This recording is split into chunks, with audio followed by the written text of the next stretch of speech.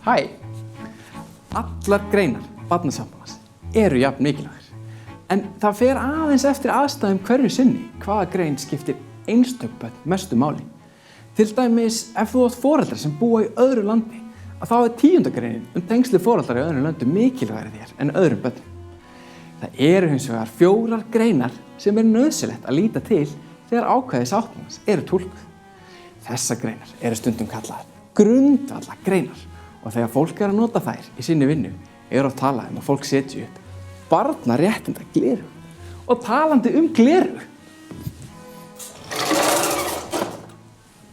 Sko, þetta byrjaði allt árið 1626 þegar að fyrstu gleraugun litu dagsins ljós. En það... Pétur, sko, þetta ekkert að virka hérna.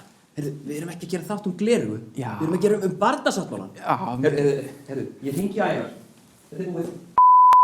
Takk fyrir það. Við skulum huga að því hvað barnasáttmálinn felur í sér. Barnasáttmálinn settur saman úr 54 greinum og þær eru allar jafn mikilvægar. Það fer svo eftir aðstæðum hverju sinni hvaða grein skiptir einstök börn mestu máli. 4 af þessum greinum eru grundvallargreinar sem líta þarf til þegar við túlkum og notum allar greinar sáttmálans. Þær eru: jafnræðisgreinin. Öll börn eiga að njóta allra réttinda barnasáttmálans án tillits til þess hver þau eru, hvar þau búa, hvaða tungumál þau tala, á hvað þau trúa, hvernig þau hugsa og líta út, af hvaða kyni þau eru, hvort þau eru fötluð, rík eða fátæk og án tillits til þess hvað fjölskylda þeirra gerir eða trúir á. Aldrei skal koma fram við barn af óréttlæti. Greinin að það sem er barni fyrir bestu skuli ávallt ráða mestu. Þegar fullorðnir taka ákvarðanir, eiga þeir að hugsa hvaða áhrif þær hafa á börn og eiga að gera það sem er best fyrir þau. Stjórnvöld eiga að tryggja að foreldrar verndi börn sín og gæti þeirra eða aðrir í þeirra stað þegar þörf er á. Stjórnvöld eiga að sjá til þess að fólk sem ábyrgt fyrir börnum hafi hagsmuni þeirra alltaf að leiðarljósi og staðir sem ætlaðir eru börnum uppfylli einnig þær skyldur. Greinin líf og þroska. Öll börn eigi rétt á því að lifa og þroskast og skulu stjórnvöld tryggja það.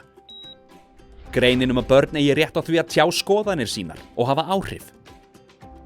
Börn eiga rétt á því að tjá sig frjálslega öll málefni sem hafa áhrif á líf þeirra. Fullorðnir eiga að hlusta, bera virðingu fyrir skoðunum þeirra og taka mark á þeim. Að lokum er ein grein sem ég verð að minnast sérstaklega á, en það er greinin að allir eigi að þekkja réttindi barna. Því miður þekkja ekki allir réttindi barna. Þegar börn þekkja réttindi sín geta þau betur staðið vörð eigin velferð og tekið þátt í því að móta samfélagið sem þau búa í. Þegar fullorðnir þekkja réttindi barna, vita þeir hverjar skyldur þeirra eru og geta staðið vörð réttindi barna. Svo er mikilvægt að muna að greinarnar í barnasáttmálanum tengjast innbyrðis. Ekki satt, Hanna? Jú, einmitt. Það er mikilvægt að allir skilji hvernig réttindin tengjast. Stjórnvöld mega ekki velja og hafna hvaða réttindum er framfylgt og það sama gildir alla fullorðna. Mér dettur í hug dæmi.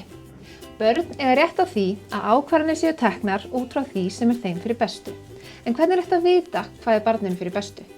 Það er margt sem er þarft að skoða, eins og rannsóknir, lög og reglur og ekki síst aðrar greinar barnasáttmálans.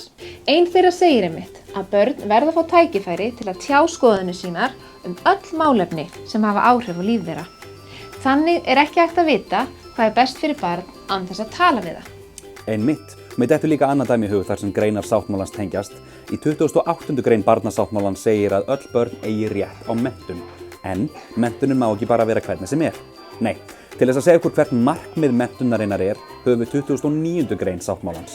Í henni stendur meðal annars að markmið menntunar sé að læra að rækta sjálfsmynd sína, hæfileika og færni með því að þekkja réttindi sín og annarra. En í barnasáttmálanum eru fleiri greinar.